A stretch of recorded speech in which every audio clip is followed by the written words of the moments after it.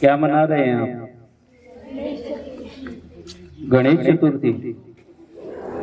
आप जानते हैं गणेश जी कौन थे? कौन कौन जानता है गणेश जी कौन थे? क्या बात है, छोटे वाले बच्चे जानते हैं, बड़े वाले बच्चे नहीं जानते।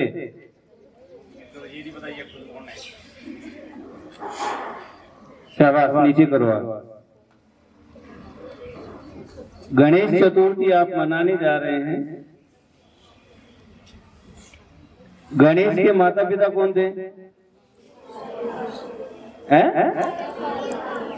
शिव और माँ पार्वती। कितने भाई थे ये? कौन कौन? कार्तिकेय और गणेश। गणेश का आज जन्मोत्सव है। चतुर्थी के दिन गणेश जी का जन्म हुआ था, इसलिए उसी उपलक्ष्य में ये गणेश चतुर्थी मनाई जाती है। गणेश जी जन्म के समय एक आम बच्चे के जैसे था, लेकिन आप देख रहे हैं हाथी वाली सूंड लटक रही है। क्या जन्म से ये थी? फिर ये सूंड आई कहां से? ये किंवदंती भी आपने सुनी होगी, सुनिए क्या?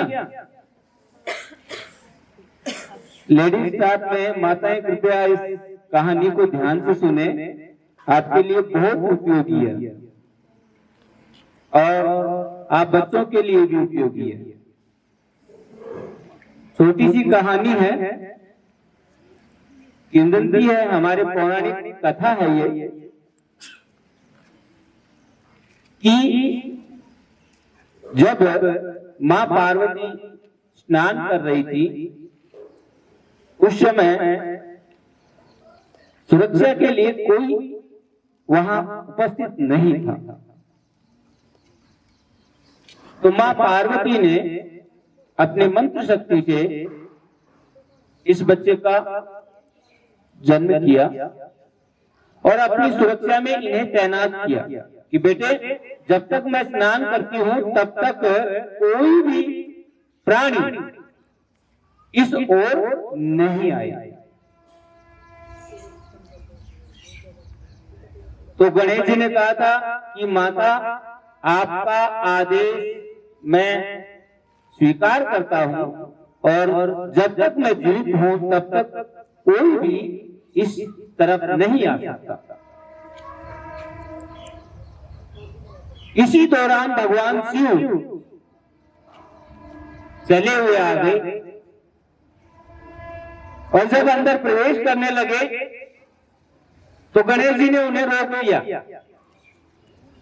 कि आप अंदर नहीं जा सकते क्योंकि मेरी माता स्नान कर रही है। बोले, रे तू कौन बच्चा आ गया? मैं तो तेरे को जानता ही नहीं, मेरे घर में मेरे को रोकने वाला तू होता कौन है? उसने कहा कि जब तक माता का आदेश नहीं आ जाता है तब तक मैं अंदर किसी को नहीं जाने दूंगा, और यदि जबरदस्ती की गई तो मेरे साथ युद्ध करना पड़ेगा। पहले तो भगवान से उसकी बातों में हंसे, फिर जब बच्चे ने हट पकड़ी तो भगवान से क्रोधित हो गए, उसे अपने शस्त्र से उसका वध कर दिया। वध करने के बाद जब वह अंदर जाता है तो मां पार्वती ने पूछा कि आप अंदर कैसे आए? बोले, बाहर एक बालक खड़ा था, जिद कर रहा था अंदर नहीं आने के लिए, मैंने उसका सर कलम कर दिया, फिर अंदर आया हूं। मां पार्वती क्रोधित हो गई कि आपने मेरी संतान का वध किया है, मुझे मेरी संतान चाहिए, अन्यथा मैं भी अपने प्राणों को खत्म कर दूंगी। अब ऐसे भी क्रिया हट होता है, 3 हट होते हैं, बाल हट, क्रिया हट और योग हट। क्रिया हट के सामने भगवान शिव नतमस्तक हुए और अपने अनुचरों को आदेश दिया कि भाई इसे उन्हें जीवित करो। तो भगवान शिव के अनुसार जब उसे वापस जीवित करने लगे, उसका सर नहीं मिला। अब जीवित करें कैसे? तो भगवान शिव ने कहा कि किसी भी ऐसे बच्चे का शव देखो या फिर किसी भी ऐसे बच्चे का सर लेके आओ जो इस बच्चे के गले में सही उतरता हो। सब लोगों ने, उनके अनुचरों ने प्रयास किया, ढूंढा, कोई नहीं मिला। फिर दौड़े दौड़े आए भगवान शिव के पास में कि हे भगवान, कोई ऐसा नहीं मिला। तो उसने कहा कि चलो कोई बात नहीं, ऐसे व्यक्ति के, ऐसे बच्चे के सर को लेके आओ जिसकी मां अपने बच्चे को पीठ देकर सो रही हो। ध्यान से सुनना, आज कोई भी माता, हमारी परंपरा है ये, कोई भी माता अपने बच्चे को पीठ देकर नहीं सोती है, उसे अपने सीने से लगाकर सुलाती है। ये इसी कारण से जो भी पीठ देकर सो रही हो उस बच्चे का सर कलम करके ले आओ। अनुचर सारे जहान में ढूंढ चुके, लेकिन ऐसा कोई माता नहीं मिली जो अपने बच्चे को पीठ देकर सो रही थी। एक हथिनी थी जो अपने बच्चे को पीठ देकर सो रही थी। तो शिव से निवेदन किया कि हे भगवान, मनुष्य जाति में तो नहीं है, लेकिन जानवर जाति में हथिनी अपने बच्चे को पीठ देकर सो रही है, इसका सर हम ला सकते हैं। तो चलो वही ले आओ। वो लेके आए और उस गणेश को वो सर लगाकर उसे जीवित किया गया।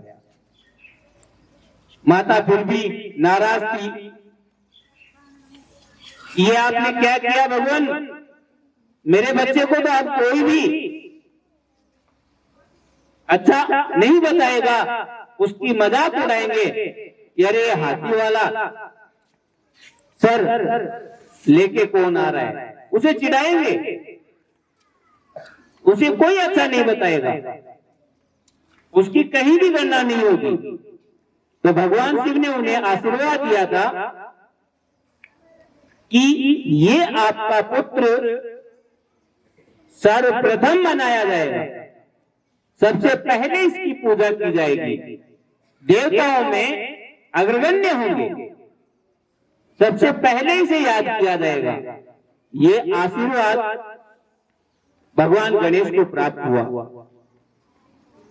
तब से सभी कार्यों को निर्विघ्न पूरा करने के लिए हम गणेश जी की वंदना करते हैं, गणेश स्तुति करते हैं, जिससे कि हर कार्य सफलतापूर्वक हो सके, निर्विघ्न वह कार्य हो सके। दो बातें इस कहानी से आपके सामने आ रही हैं। माताओं के लिए कभी वह अपने बच्चे को पीठ देकर न सोए। दूसरी बात, बच्चों के लिए जब अपनी माता के पास में आप सो रहे हैं तो कभी भी माँ के पीठ की ओर नहीं रहे, माँ के सीने से चिपक कर सोए, जिससे वात्सल्य अथाह होता है, गहरा होता है। धन्यवाद।